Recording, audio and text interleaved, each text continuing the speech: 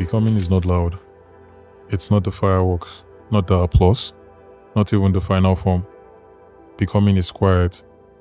It's the long nights when no one is watching, the small decisions that no one applauds, the breaking and the building again.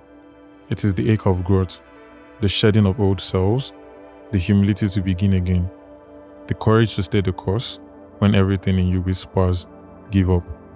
You will lose things, people, comfort, versions of yourself you thought you'd always be, but in their place, you gain depth, you gain clarity, you gain the truth.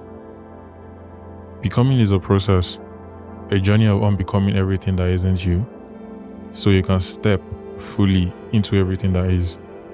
And when you arrive, not at perfection, but at peace, you realize that every scar, every silence, every step was worth it. And as always, guys, it's only up from here.